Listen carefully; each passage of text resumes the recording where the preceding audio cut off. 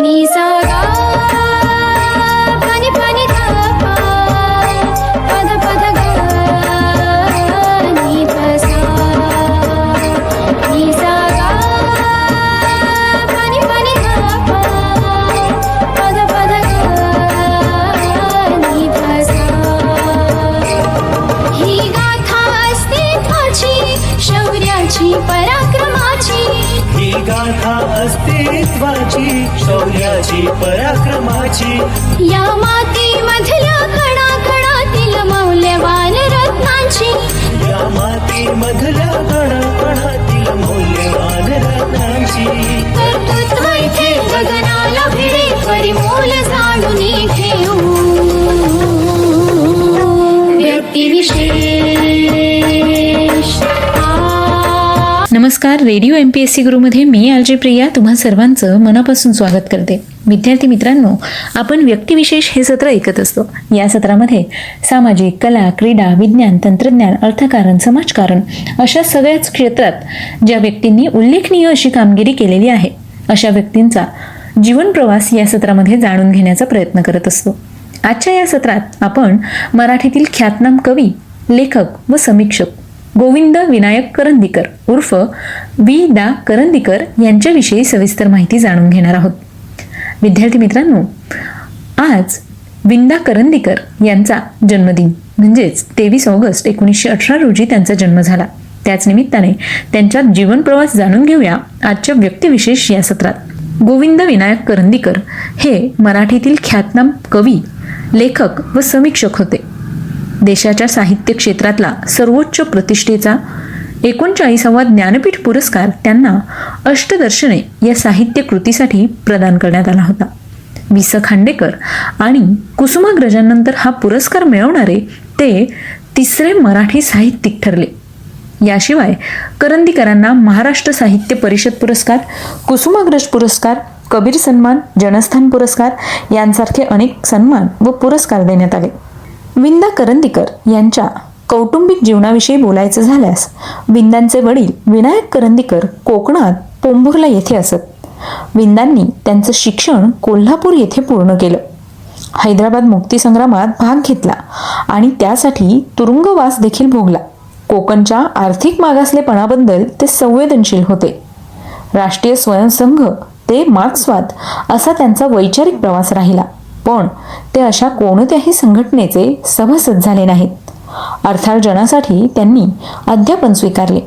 Basaveshwar college, Ratnagiri, Ramnarayan Ruia महाविद्यालय, Mumbai SIES college इत्यादी महाविद्यालयांमध्ये ते इंग्रजी या विषयाचे प्राध्यापक होते. केवळ लेखन करण्यासाठी 1976 मध्ये व्यावसायिक आणि 1981 सालामध्ये त्यांनी स्वेच्छानिवृत्ती घेतली. विंदांचे वैयक्तिक जीवन साधे स्वावलंबी राहिले. त्यांनी स्वातंत्र्य सैनिकांना मिळणारे वेतन सुद्धा कधी स्वीकारले नाही. काटेकोरपणाबद्दल त्यांची भूमिका नेहमी आग्रही राहिली. वि.दा. करंदीकर यांच्या पत्नी सुमा करंदीकर या देखील लेखिका होत्या. विंदांना 2003 साली ज्ञानपीठ पुरस्कार मिळाला. त्यांना मिळालेल्या ज्ञानपीठ पुरस्काराची रक्कम त्यांनी साने गुरुजी राष्ट्रीय स्मारकाकडे सुपूर्द केली होती. या रकमेच्या व्याजातून दरवर्षी दर्पणकार बाळशास्त्री जांभेकर यांच्या नावे अन्य भाषेतून मराठीमध्ये अनुवादित झालेल्या पुस्तकाला पुरस्कार द्यावा असं त्यांनी सुचवलं होतं.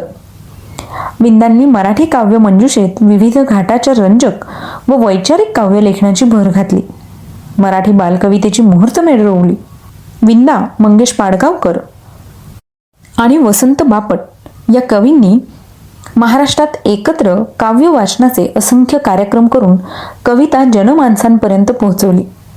विंदांचे पहिले काव्य वाचन आचार्य भागवत यांच्याकडे झाले. सन 1949 साली पुण्यात भरलेल्या मराठी साहित्य संमेलनातील पहिल्या जाहीर काव्य वाचनाने त्यांचा मराठी भाषकास परिचय झाला होता. आदिमाया, वि.दा. करंदीकर यांची समग्र कविता आणि संहिता हे त्यांचे काही संकलित काव्यसंग्रह आहेत.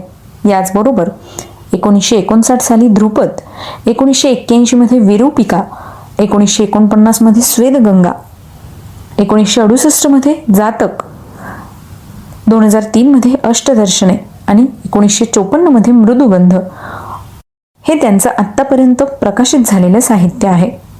याचबरोबर विंदा यांनी लिहिलेले अजबखाना, अडमतडम, एकदा काय झाले, ऐटू लोकांचा देश, टॉप, परी ग परी, पिशी मावशी आणि तिची भुतावळ, बागुलबोवा, राणीची बाग, सर्कसवाला, सशाचे कान, 7 एके 7 हे बालकविता संग्रह देखील प्रसिद्ध आहेत. याचबरोबर आकाशाचा अर्थ, करंदीकरांचे समग्र लघुनिबंध, स्पर्शाची पालवी हे त्यांचे ललित निबंध, उद्गार, परंपरा आणि नवता ही समीक्षा, याचबरोबर a critic of literary values, literature as a vital art ही त्यांची इंग्रजी समीक्षा आणि ॲरिस्टॉटलचे काव्यशास्त्र, फाउस्ट आणि राजा लिअर यांचे अनुवादित पुस्तकंसुद्धा त्यांचे प्रकाशित आहेत.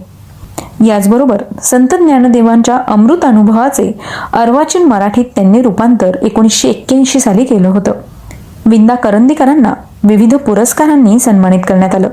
1991 मध्ये कबीर पुरस्कार, 1987 मध्ये कवी कुसुमाग्रज पुरस्कार, तर याचबरोबर कुमारन आसन पुरस्कार, केशवसूत पुरस्कार, कोणार्क सन्मान, जनस्थान पुरस्कार, भारतीय भाषा परिषद सह्याद्री पुरस्कार, महाराष्ट्र फाउंडेशन गौरव पुरस्कार, महाराष्ट्र साहित्य परिषद पुरस्कार 1985 साली देण्यात आला. याचबरोबर डॉक्टर लापसेटवार साहित्य पुरस्कार, साहित्य अकादमी महत्तम सदस्यता, सीनियर फुल bright fellowship, Soviet land Nehru literary पुरस्कार आणि ज्ञानपीठ पुरस्कार अशा सर्वोच्च पुरस्कारांनी विंदा करंदीकरांना गौरवण्यात आलं होतं. 2011 सालापासून महाराष्ट्र सरकार साहित्यिकांना विंदा करंदीकर जीवन गौरव पुरस्कार देखील देते. सर्वात पहिला पुरस्कार विजया राजाध्यक्ष यांना देण्यात आला होता. तेव्हा मित्रांनो, आजच्या या सत्रात आपण विंदा करंदीकर यांच्याविषयीची सविस्तर माहिती जाणून घेतली. तेव्हा ही माहिती तुम्हाला कशी वाटली याविषयी आम्हाला नक्की कळवा. त्यासाठीच आमचा व्हॉट्सअप क्रमांक आहे 8698 म्हणजेच 8698869880. विद्यार्थी मित्रांनो, तुम्ही आमचं व्यक्तिविशेष हे सत्र आमच्या स्पॉटीफाय म्युझिक ॲप, अँकर FM, गुगल पॉडकास्ट किंवा रेडिओ पब्लिकवर सुद्धा रेडिओ MPSC गुरु पॉडकास्ट ऐकू शकता. विद्यार्थी मित्रांनो, आता वेळ आली आहे रजा घेण्याची. मी RJ प्रिया तुम्हा सगळ्यांची रजा घेते. पुन्हा भेटूया उद्याच्या व्यक्तिविशेष या सत्रात एका नवीन व्यक्तीचा जीवन प्रवास ऐकण्यासाठी. तोपर्यंत ऐकत रहा आमचा चालता फिरता इंटरनेट रेडिओ म्हणजेच Radio MPSC Guru. Stay tune to Radio MPSC Guru, spreading the knowledge, powered by Spectrum academy.